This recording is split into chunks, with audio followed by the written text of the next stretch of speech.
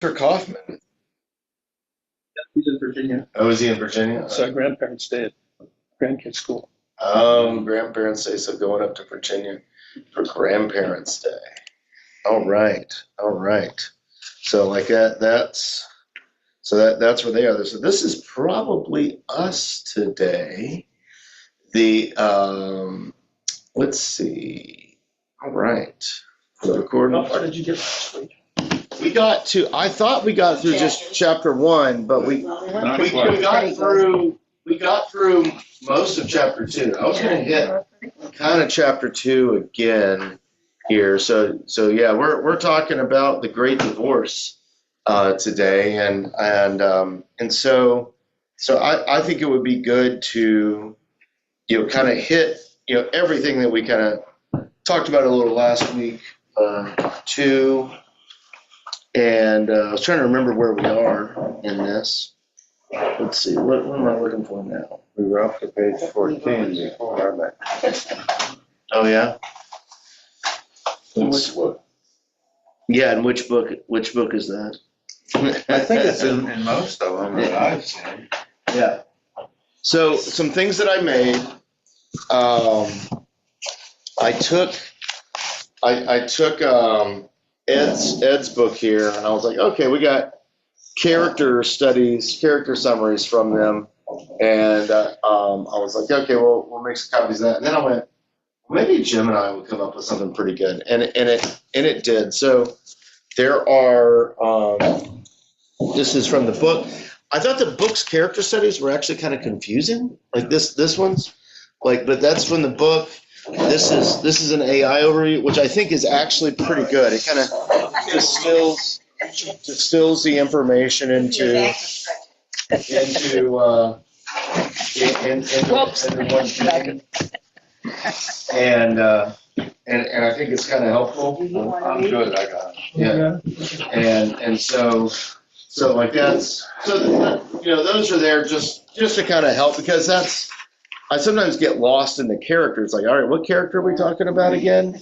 Like, it's especially going back and reading and rereading and all of that. So I was like, okay, yeah, this is helpful. This is helpful. So you have all the characters, the ghosts, and then you have the solid people on the next page in. And on the back, you have a AI made graphic of all of that stuff. I think stuff like this is kind of the proper use of all the AI, quickly distilling information. That being said, it might be incorrect. Just like it's like that. So just know that. Like that's if you do see something incorrect, let me know. So we're going through. We kind of got through chapter 2, but I think it'd be good to hit chapter 2 again. Which chapter 2, remember, like how we got to here was we're down in the gray place, we're down in the gray place, which we would understand to be like hell or something like that, and it's kind of this grand kind of conversation about what that looks like, and we get to hear about Napoleon and all this stuff, but also homes that do not even keep out the weather, and so that kind of brought forth that conversation there, and the thing that one of the first times I read this book, and I think one of the reasons why I like it is how it described the Gray Town, and that it's a place where you get everything that you want. And I find that so satisfying, and I think that's What do you mean by satisfying? Why would you think that? Well, you can't just throw that one out there. Yeah. so. The reason why I find that, satisfying. well, no, I think that description of hell is so satisfying. The reason why is that was kind of the view of heaven that was always kind of given to me growing up. Oh. That's and seeing that kind of vision kind of turned over on its head, it's a very selfish vision of heaven. You know? Well, I think it's important is that you get everything you want, but you're never satisfied. Yeah, Because as soon as you got that, you want something more. yeah, It's like yeah, in management, you can give raises, but in 6 months, people want another raise. It doesn't solve the problem. It doesn't satisfy it. It Mhm. makes them happy for a short period. And that's to me what this is about. I yeah. think everyone has this vision. A lot of people have a vision of hell that comes from Dante's Inferno Hmm. or somewhere where the guy in the red suit, the tail and the horns and the trident and Yeah. fire and the national teeth. Oh, yeah. And that's the image. And then this one turns out on its head. Yeah. Everything you want. That's scary. Well, the Catholics call this great town purgatory. Yeah. That's a reference. Yeah, and it does. I think it's in chapter 3. I don't know. I can't remember. Yeah, I remember. Like that. That's it's. Well, except I think I'm getting ahead of myself. I'm sorry. Well, it's. Are you talking about chapter 2, or are you talking about way forward? Oh, I'm talking about the comment about purgatory. I think he's saying that where the bus stops is purgatory. Okay. Heaven Yeah. is there, and hell is there. Well, and that's a nature of it's kind of all through this book, but that was something we talked about pretty in depth last week. Was if because it's describing these characters who have walked just eons into the depths of the gray town, Mhm. and it's hi Pam, come on in. They walked eons into the gray town, and the question that we were dealing with last week was, are they lost? You know, and that was an interesting idea, especially, and we'll ruin the book a little bit. But we've all read. Did you read all the book yet, or is No, it? no, Okay, no. all right. I'm gonna ruin something for you. Oh, that's good. Yeah. It's at the end of the book, it's revealed that hell is the gray town is very tiny. It is just a fissure in the soil. Huh. And so it's a They're talking about Yeah. the expensive in the beginning. expansive and how it's beginning. So as the bus is going up, it's expanding into the outskirts of heaven, and it's kind of this or the mountains as it's called in the book. And it's almost presented as you walk closer to the mountains, it's expanding even more, like that, and becoming even more real as you walk closer to it. So it kind of brings light into this. The Great Town seems so ever expanding, but as I was reading, I read up through chapter 4 for today. And it really kind of one of the things I was processing through is, why are the people at the bus stop, and why are they there?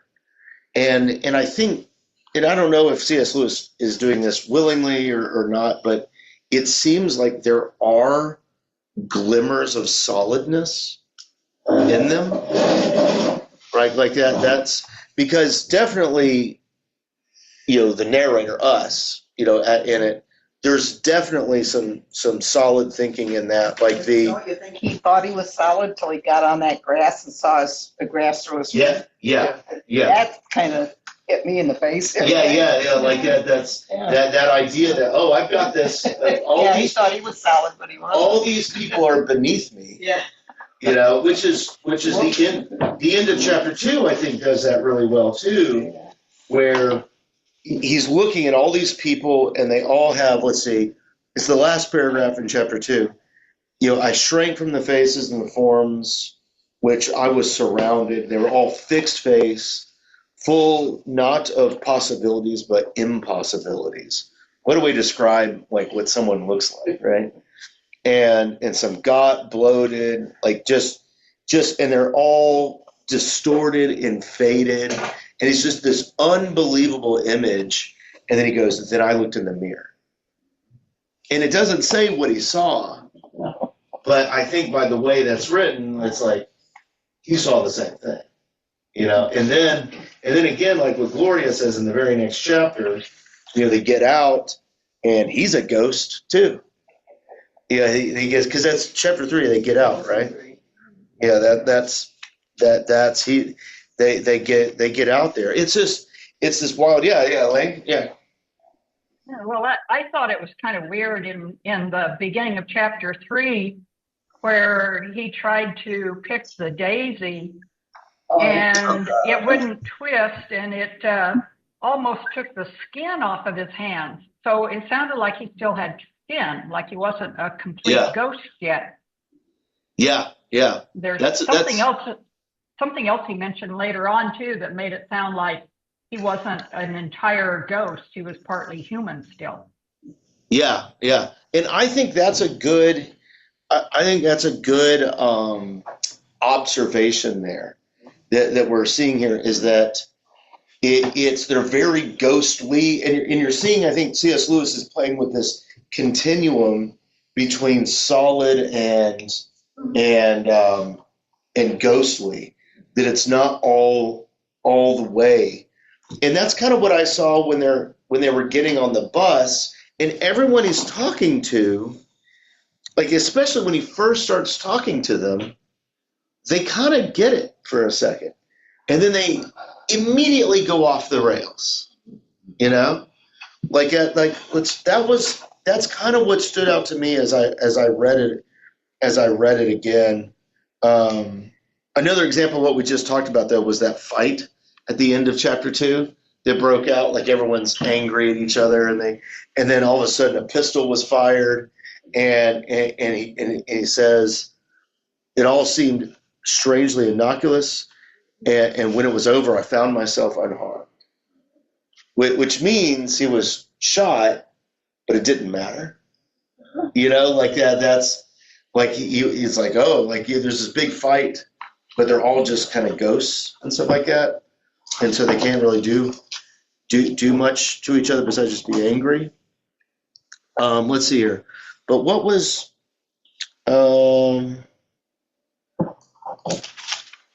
There's another quote in chapter 2 that I kind of like. He says, he describes it. He says, "We seem to be floating in the pure vacancy. There were no lands, no sun, no stars, no insight, only the radiant abyss." Yeah. I think it reminds me of the concept of Sheol. This place that is just completely void. Yeah. Like just there's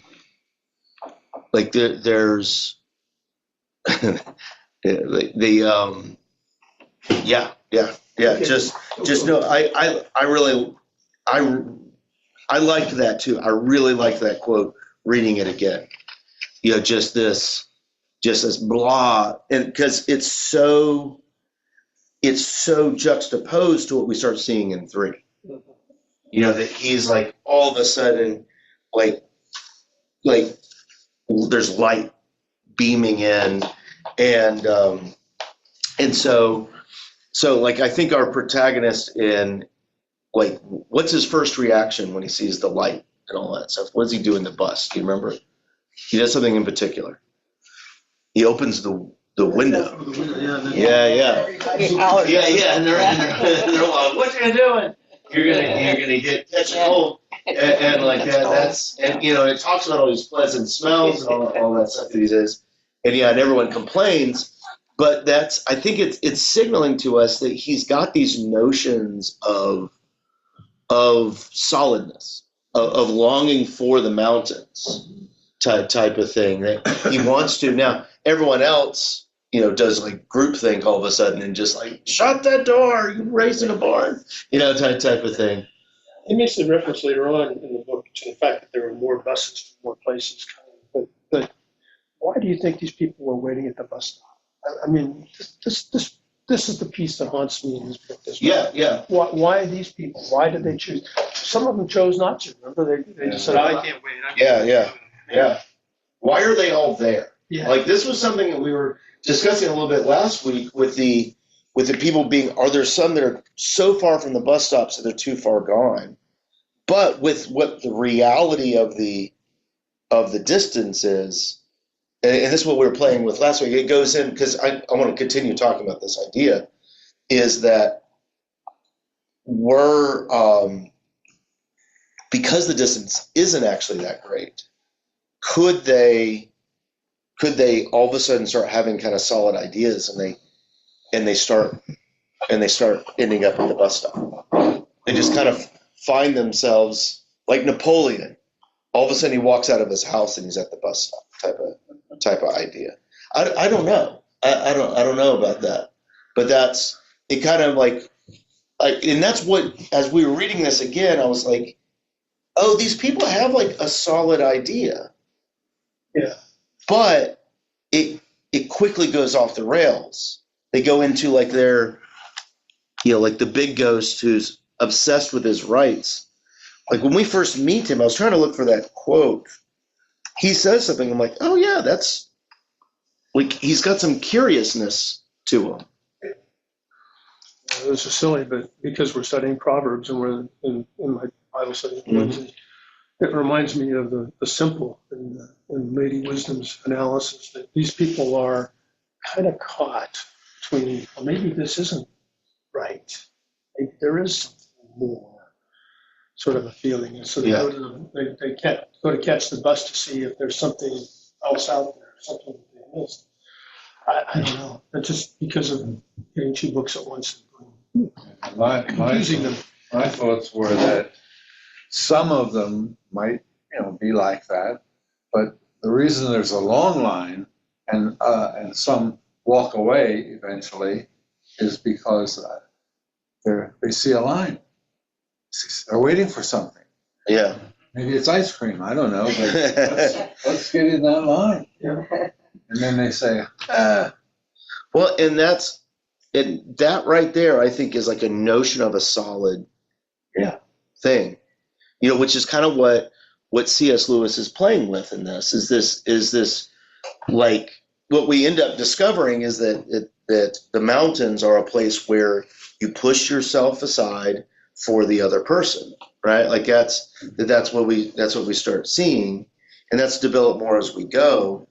But like they're sitting at this bus stop, and they are, and it's like a solid idea. But some go, I don't want to be with these other people. But the people on the bus, they choose not to go, which is interesting, choose not to stay, you mean? They choose to stay. They choose to stay. That's what I meant. Yeah. Stay on the bus. Stay on the bus. But then when they get to the bus stop, they get off. Yeah. And say, I'm getting back on this bus. Yeah. So they. This is scary out here. Yeah, this is scary. I've never seen a solid flower.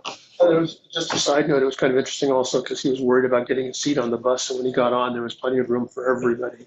And I thought that was that's an a interesting good metaphor. concept. Yes. Yeah. Let's see. I'm trying to see what the beginning of the intelligent man conversation, because I thought he ended up being kind of a. We have it on 17, page 17, of the intelligent man. Yeah. The one that told him to shut the window. Yeah, he's on to the window. He's also kind of the conspiracy theorist too. Yeah, isn't that the intelligent man? I had it down for where he's telling him to shut the window. And so yeah. Like I'm trying to find it because I remember like at the beginning I was like, oh okay, there he is. And let's see. I don't remember now.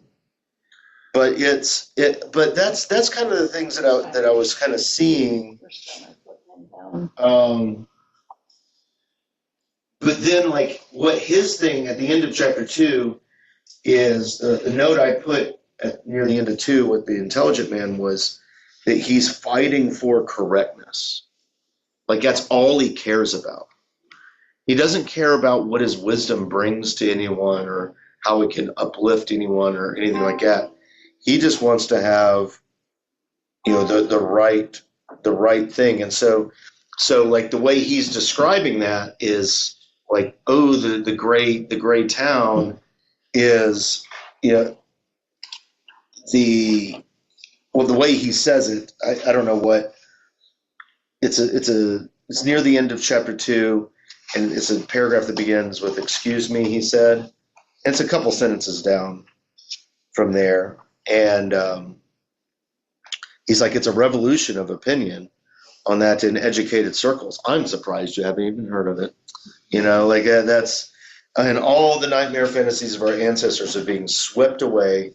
And now we see in the subdued, delicate half-light in the promise of the dawn.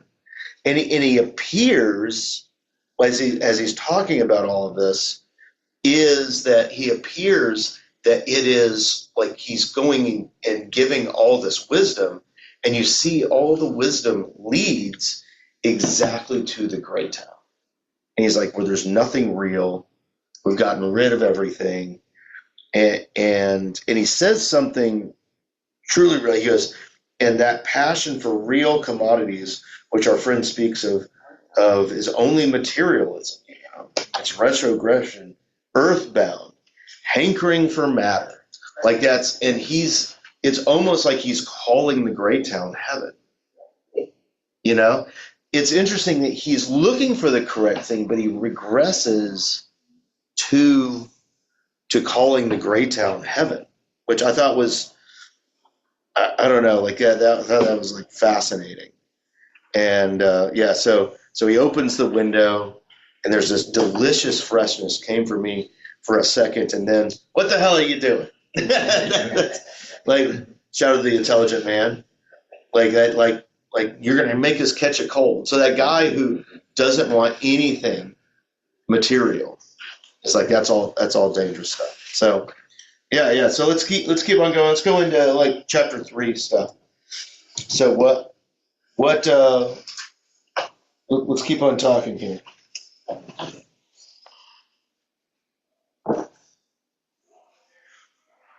So the very beginning of the chapter I thought was interesting because it says right at the beginning, a kloof. That's me combining cliff and loomed into one word there. A cliff had loomed up ahead, and then it describes like all of a sudden as this cliff comes up over, and then it gets real small. Like it's like it shanked vertically beneath us so far as I could not see the bottom.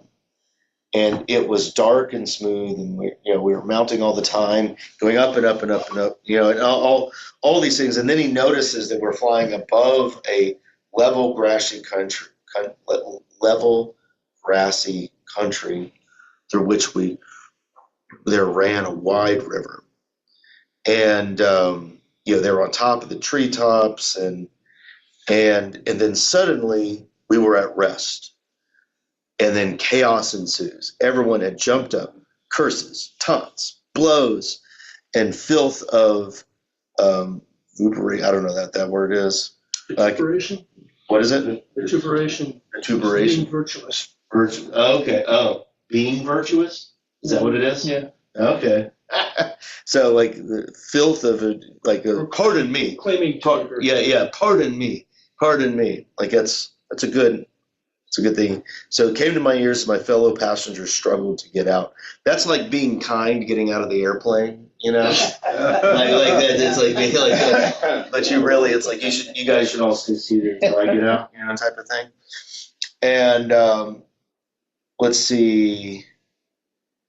And so the way he goes, the end of that paragraph is, I was alone in the bus, and through the open door there came to me in the fresh stillness of singing of a lark. And you have all that stuff about how real it is and how he describes how big it is.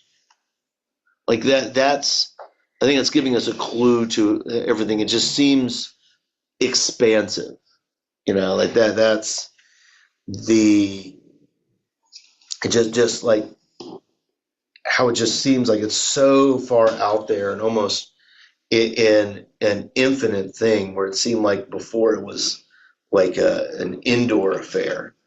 And then we have like a solid thought that's in his head in the middle of that paragraph. It gave me a feeling of freedom, but also of exposure and possibly even danger. I thought that was very, very, very interesting. But that's going on there. And so, so he realizes that they were all transparent, they look like a smudge on a window. Like that's really great. I And was listening to it this last week, and I had smudges on the windshield. yeah, The love bugs were flying. oh yeah, Everywhere. There's so much. yeah. Good old love bugs. To get them off. I feel like I hadn't seen them for a while. Well, maybe I'm not driving at the right time of the year. The like the man-shaped stains. So what do you think about him noticing that? So we talked about the daisy just a second ago, but also that the grass doesn't bend beneath their feet. Like that's such a visual image of that. How's that strike you? He has no substance in that place. Yeah, there's no the ghostly shape that he saw in the mirror is becoming more and more evident. But it also is interesting because as you start to realize where they're at, and that's hard. It's a hard surface. It's not bending to them. It's not cushioning them. It's not.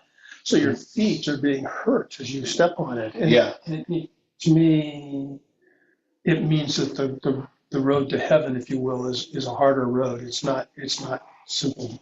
Every step is going to be an intentional movement. Yeah. It's not welcoming at this point. Right. Like as they get solider, and then so we've had what Elaine pointed out a second ago about him trying to pick the daisy, and the skin is coming off of his hands. You get that image of realness like coming in there. And then what we talked about how he noticed, he's like, look at these dumb phantoms. That's not what he says. I go over there. Then he looks at himself and he sees that he is just as bad. And that is an interesting realization. Because like and that just reminds me of like one of my favorite jokes, and that we often treat Christianity like two friends in the woods. And then all of a sudden a bear starts chasing him, and you don't have to outrun. You don't have to be faster than the bear. You just have to be faster than your friend. and I think and that's kind of, it seems like he's like, well, I'm the solid guy here, and he realized like, oh, I have the same plight, and then suddenly he realizes it's not about becoming better than these people around me. Well, he says, and then I thought, I'm in for it this time. Yeah. Well, this time. Yeah, this time, right? This time. So then we are introduced to, see, who's that? That says, "I don't like it," screamed a voice. "It gives me the pip." That's a phrase I never say anymore. We use it all the time, us old people. Yeah. I figure It's clearly not old enough. Yeah. One of the ghosts had darted past me back into the bus, and she never came out again, as far as I know. Like that. So like this character like gets all this and just like, I need to go back to where I was. That's also kind of giving me. I was talking to someone yesterday who addiction is impacting their life, and that's like with addiction stuff, the people outside of the addiction can see how hollow that is, but they just run back to it, and we're all addicted to something, like that's. And we run back to that well so often. It just, I don't know, just made me think of that right now. Well, you have to think about it. I mean, the life that she had in hell was easy. Everything she wanted, all she had to do was think about it. She got it. Here, Mhm. this is This is different. Yeah. I don't know what this. Go back to what I know. Like how many people tried to pick up a daisy? Like originally marveled at it, you Well, he know? talks about trying to pick up belief at some point. He Yeah. couldn't, he strained his heart or something. Trying to lift Yeah, it. yeah, he couldn't even breathe. He was trying so hard. Yeah, just to pick up a leaf. Sweating profusely. Yeah, yeah. And that's that. So everyone probably tried to do that and just can't do it. So then we meet the big man here, and this guy, according to the Gemini thing, is obsessed with his rights, refuses charity of heaven because he feels he deserves entry on his own merit. Like he's angry. So how he's introduced to us is, "Hi, mister," said the big man, addressing the driver. When have we got to be back? You need never come back unless you want to. Fine. Stay as long as you please. And there was an awkward pause. Like I thought that was an interesting pseudo politeness from the big man right there. That he's like, when do I got to be back on the bus? You know, like that's like, yeah, he's kind of thinking of the bus driver, you know, like that's a little bit there. And I don't know. What do you think of the big man? I think he's just holding on to a world he knows. Yeah. When do we have to be back? You don't. You get a little more insight when you see where he meets the man coming down from heaven. Yeah. Talk to him. I think you need a little bit more insight on that big man. Yeah. So then, and I love how it describes the solid person that comes to the big man. I'll read this paragraph. It begins with, "Long after I saw people. Long after that, I saw people coming to meet us. Because they were bright, I saw them while they were still very distant. And at first I did not know that they were people at all. Mile after mile they drew nearer. The earth shook under their tread as their strong feet sank into the wet turf. A tiny haze and a sweet smell went up where they had crushed the grass and scattered the dew. Some were naked, some were robed. The naked ones did not seem less adorned, and the robes did not disguise in those who wore them a massive grandeur of muscle or the radiant smoothness of flesh. Some were bearded and like all that stuff. They didn't look like they had a particular age. Like, and he's like, you can sometimes see that. Like, it's someone that looks just ageless, is what he's basically saying. What do you think of this? And two of the ghosts screamed and ran for the bus, and the rest of us huddled closer to one another. What do you think of those people coming across there from the distance?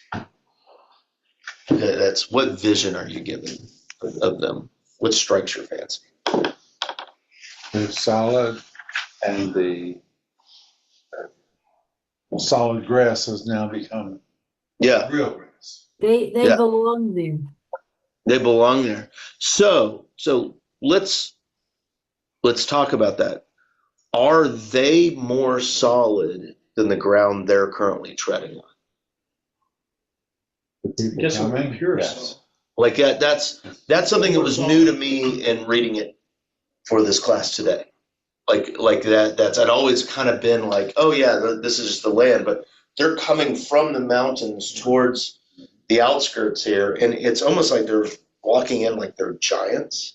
Yeah, it said the earth shook under their tread. Yeah. Like Pretty powerful. they're coming from an even more solid place, and so like that's like that.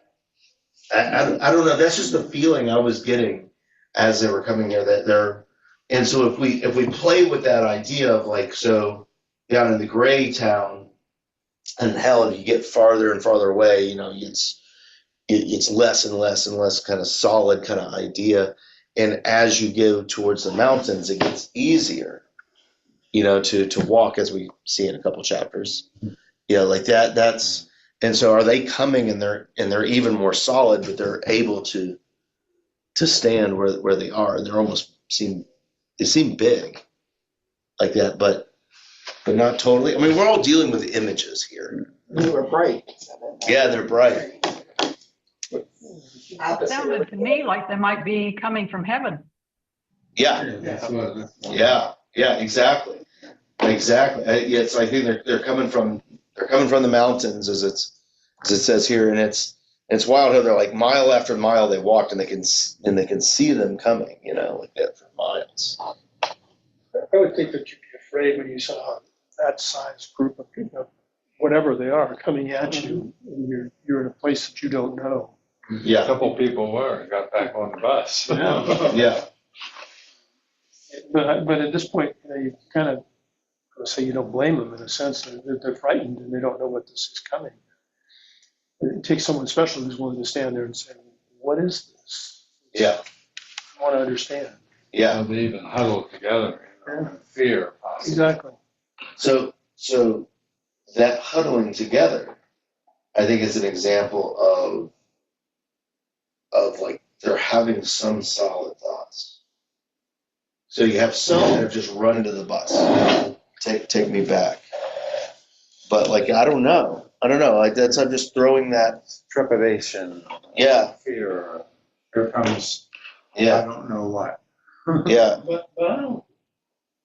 I mean, it missed something. I'm just throwing it out there. You can throw it out. Yeah. I'm just saying, I Just mean, it don't missed throw it something, out. but when they got on the bus, they didn't feel like they weren't solid. No.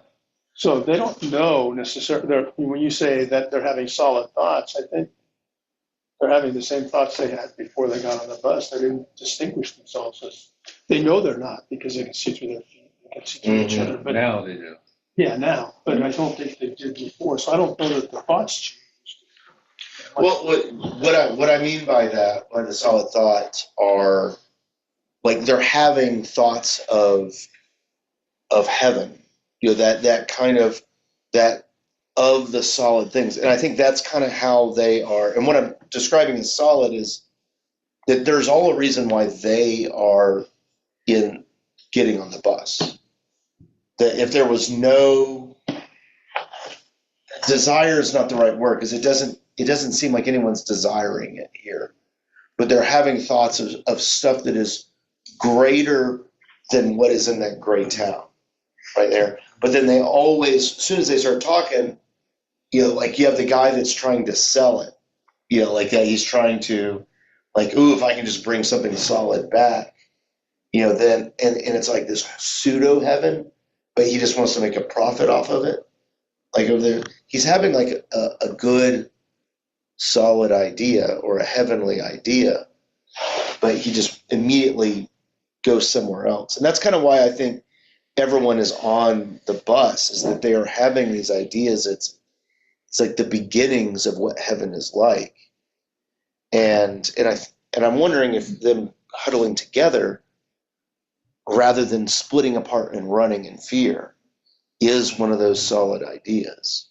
Do they know they are dead? I think, well, yeah. Remember the tousled poet threw himself in front of a train. Some of them maybe, but the narrator does not know he's dead yet. Oh, that's a good point. They had quite a comparison from where they came from, where it says they looked at the solar system. It seemed like an indoor affair to them. Yeah, If everything looked so much smaller from where they came from. yeah, It was almost like they were in a little tiny ball and they came out of that and traveled on. It's on page 20 in our. okay, yeah. No, I remember like that's when they kind of get out of the bus, right? Yeah. And everything just looks like so much bigger, Help expose the danger. Yeah, and they're kind of, Sheltered place. and then these guys are coming towards them that And look, then after that, those guys come. these guys look otherworldly. So they huddle together. I'm just saying that huddle together is like, is that a good reaction for them to have? Rather than just running into the bus, it's just like, just take me back. Like, I'm tired of all this. They stay out there and they rely on each other, which isn't a characteristic of the gray town. Yeah, it's not moving away from each other. Yeah, that's what I'm getting at. I agree with that.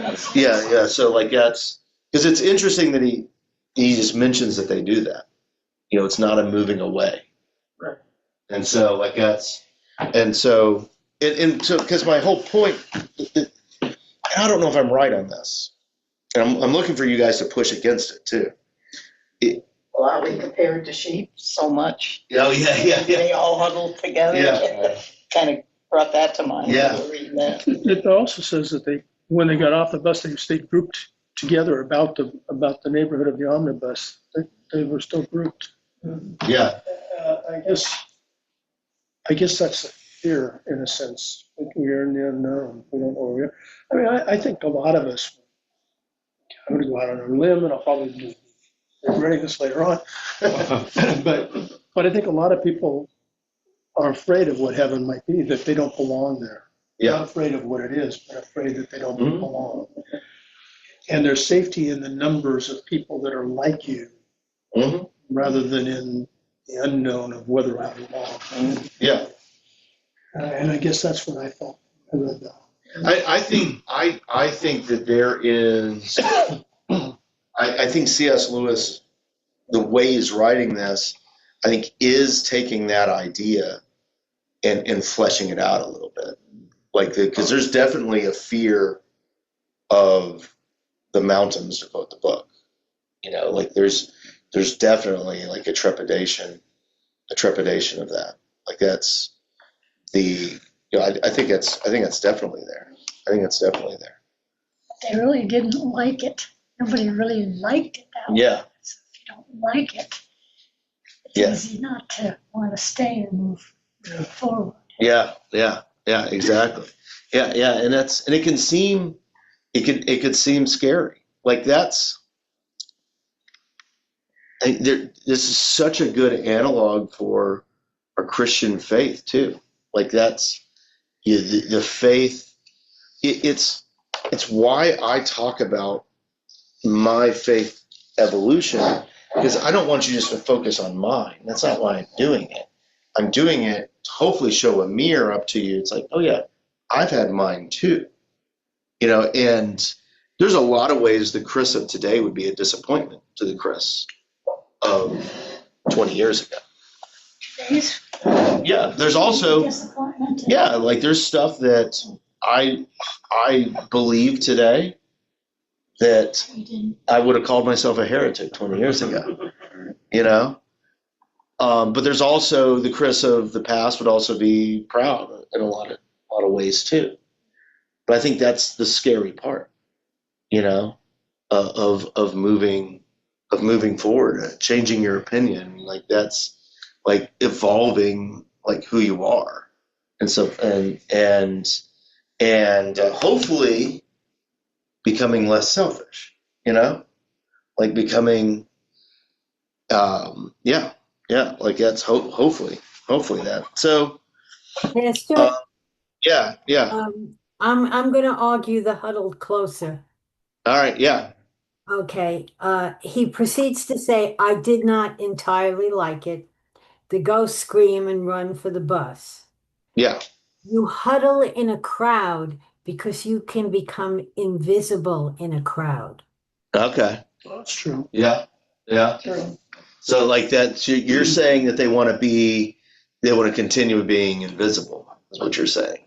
Yeah. Okay. Like that could be what he's doing with that too. Like that there are all these phantoms in there. So let's continue going into chapter 4 here. And it's interesting, the first couple sentences here. As the solid people came nearer, I still noticed that they were moving with order and determination, as though each of them had marked his man in our shadowy company. Like that's like they're walking right to write to somebody. That's a scary sentence. Like that's, like that's especially if you want to look at the way Lee looked at it there, where they're trying to hide. And that's, it's like what's going on here? What's happening? Yeah, but then he goes on to talk about pulling apart from the rest of the group. Yeah. Mm-hmm. Well, he wanted to explore. Well, under some vague pretext of doing it. Yeah. Vague pretext. He envied the bird that was at home there. Just let me read down a little bit. Yeah. Envied the bird. Yeah. And walking proved difficult, the grass hard as diamonds on my unsubstantial feet. The walking on wrinkled rock as I suffered pains like those of a mermaid and Hans Andersen. I've got a question about that. Yeah. Hans Andersen. Was Hans Andersen at one time called Hans Christian Andersen? And if so, the Christians left out. So what does that mean? I think it's just timing of the author. Well, yeah, he may know. It may have been a rebrand, because that's what you're saying of the author, right? He may have just known the author, or it may be contemporary to the author. Yeah, because I imagine Hans Christian Andersen was writing during this time, wasn't he? And he also wrote the Little Mermaid, or the Mermaid story. So Okay. Assuming that's who it is. Yeah. So I don't know if I would look into it too much. It may be, but he may not know him as Hans Christian. That could have been a rebrand later. I don't know. Okay. I don't know. Like that's interesting. Have you ever been to Hawaii and walked on a volcanic rock? And especially if you're barefoot, that's what this brought to mind. Yes. And when I was a kid growing up, my dad built a big waterfall in our backyard out of volcanic rock. I used to try to climb it barefoot when I got out of the pool. It hurt. I think of that when I read this. It's prickly. I wasn't very bright those days. I'm still not, but at least then I have beauty. I have a porch of Chattahoochee stone. Oh. Try walking on that in bare feet. Heard of it? Did you go barefoot all summer? Did you go barefoot all summer? Oh, yeah. Did. Yeah. Oh, yeah. Nowadays, you don't see kids running around like that. I do. You did? Yeah, the neighbor kids across the street. They're always barefoot running around. Barefoot, 20 degrees, no. Yeah, 20 degrees Celsius. Yeah, like that. Sand on the beach. So we're introduced to the big man, and so one of the solid people basically goes straight for the big man, and he or the bright people, as it's described here, says to him, it's like, "Don't you know me?" kind of the ghost, and we find it impossible not to look at this situation. And he's like, he was one of them who wore a robe, and let's see, and the ghost goes, "Well, I'm damned. I wouldn't have believed it. It's a fair knockout, isn't it, Lynn? What about that poor Jack, huh? You look pretty pleased with yourself, but what I say is, what about poor Jack?" What struck me as I read this again was that is the first thing that the big man points out, was what about poor Jack? But then what we see is that which strikes me as a good emotion at the beginning, and this is what I was talking about earlier, that it's like a good thought. He's thinking about someone else, but then that good thought is then stripped away and used for selfishness. That's Knowing where it goes, when you read the beginning, I say this because I wouldn't, but I would read that sentence differently knowing where it goes. yeah. But you read it with a different tone when you don't know. Yeah. yeah. You're like, what about poor Jack, huh? Like you read it lighter, and I think that's what's interesting about it though, and I may be wrong in how I'm reading it this time around, but that they are it's these good solid feelings, remembering Jack, but then it's all hollowed out in service of self, like that's and that's and I don't know if I'm right about that or not, but that's You say you could be wrong? probably not.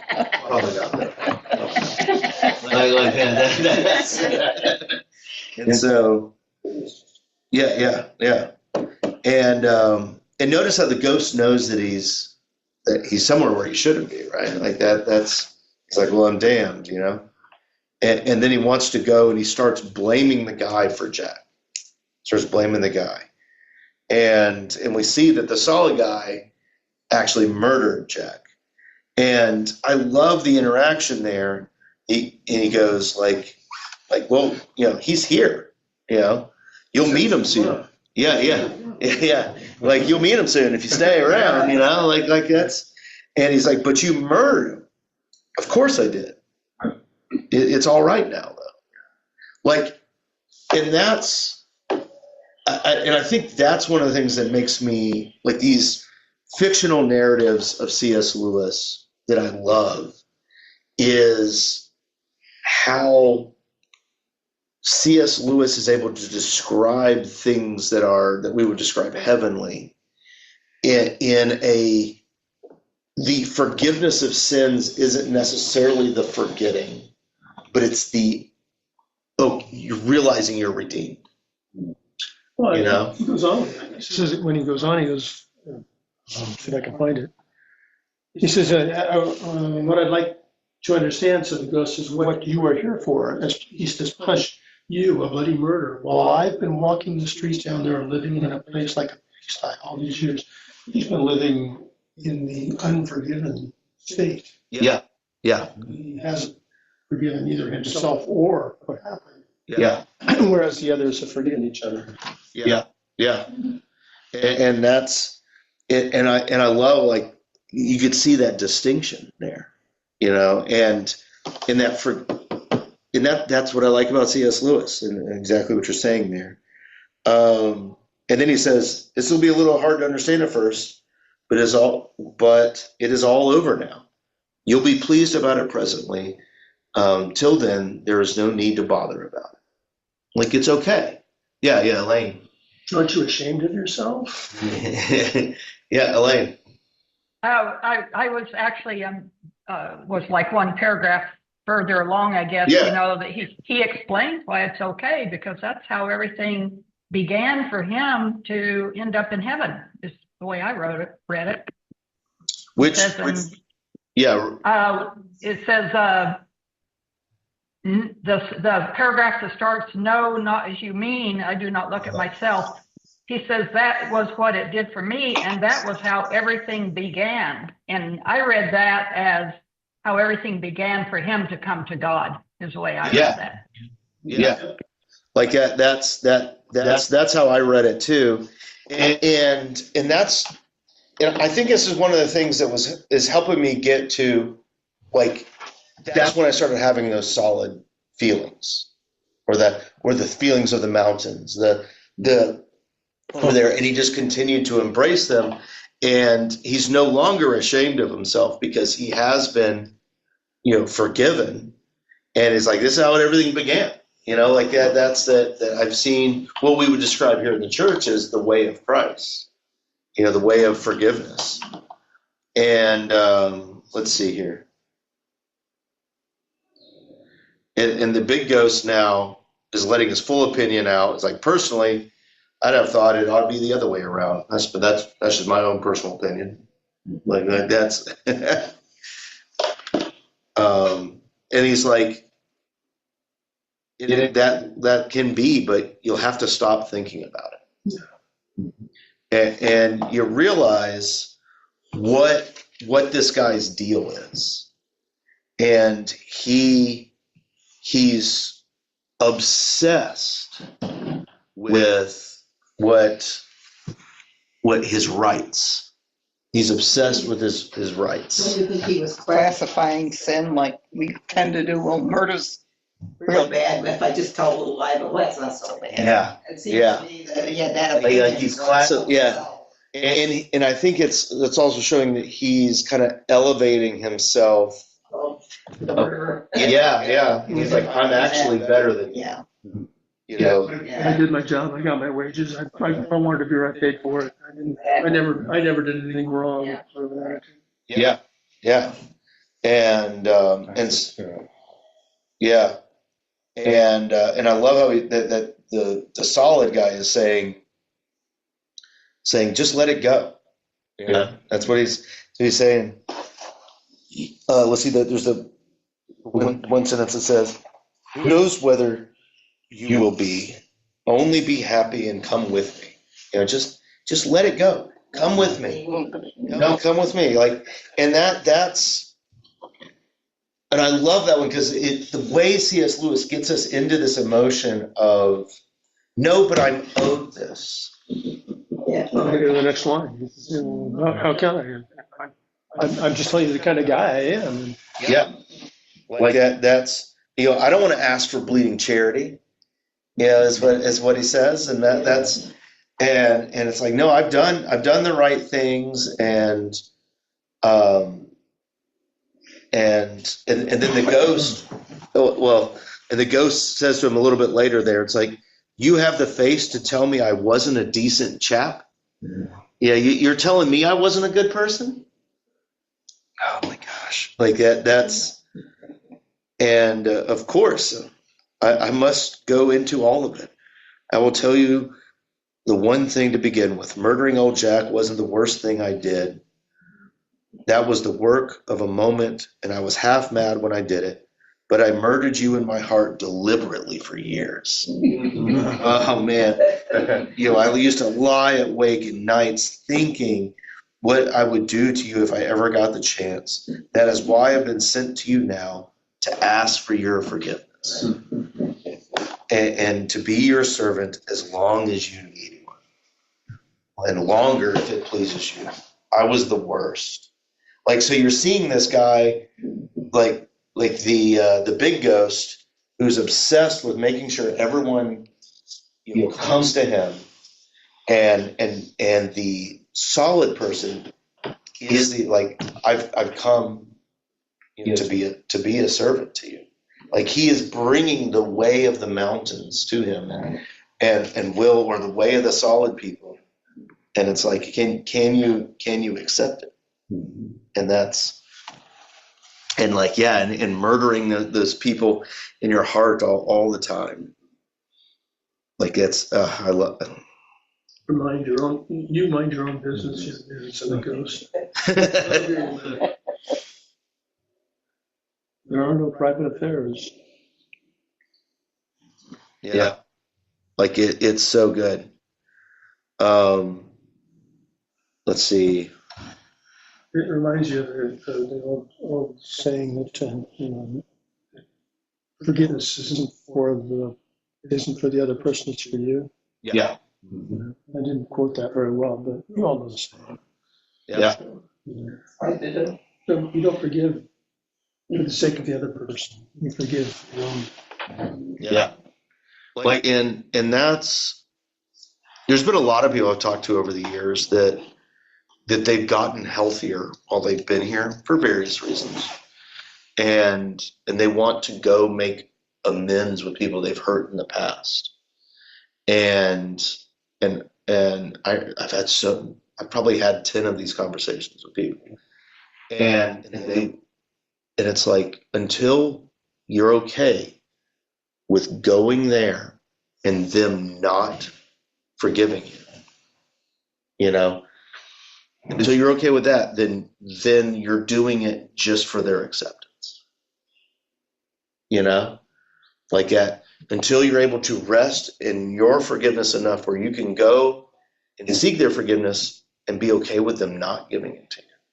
You know, and I think that's what this guy is doing with. He's like, no, I'm forgiving you. You need to like, you need to like do what I tell you to do here. And this guy, he's completely forgiven the big man who he hated forever. And he's like, I'm willing to be your servant. And, I would rather be damned than go along. yeah, he would rather look down at Jack's murderer for the rest of his life. He would rather be in a position of authority over it than to have any service or anything like that. And man, that's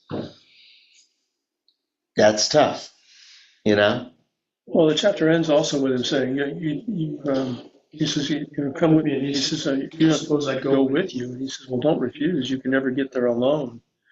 And I'm the one who was sent to you. And I think, sometimes we forget that we need others along the way. Yeah. Shows you do have a choice. You got to make up your mind to do the right thing. And it goes back to all those, like we're doing Mark right now, and like Jesus, you got to repent and believe in the good news. Like the mountains are the good news out there. It's the good news of forgiveness and all those things. And repenting is going away from what the big man wants to continue to hold that grudge, And so I have here, it's the kind of the last paragraph. Let's see. I have a lot underlined here. What's good and what's not. Oh, so the ghost gets upset and he says, I'll just read the whole last paragraph as we close here. So that's the trick, isn't it? Shouted the ghost, outwardly bitter, and yet I thought there was some kind of triumph in his voice. I love that. Like it's like him figuring out how he's like, I'm better than you.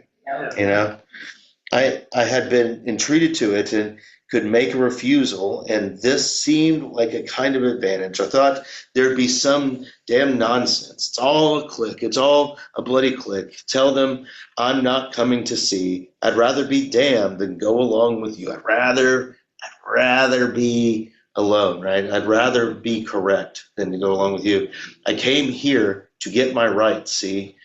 Not to go sniveling along on charity tied onto your apron strings. If you're too fine to have me without you, I'll go home. And I have this starred. It was almost happy now that it could, in a sense, threaten. And that's what I'll do, repeated. I'll just go home. I didn't come here to be treated like a dog. I'll go home. And that's what I'll do. And blast this whole pack of you. In the end, still grumbling, whimpering also a little as it picked its way over the sharp grass and made off. Yeah, that's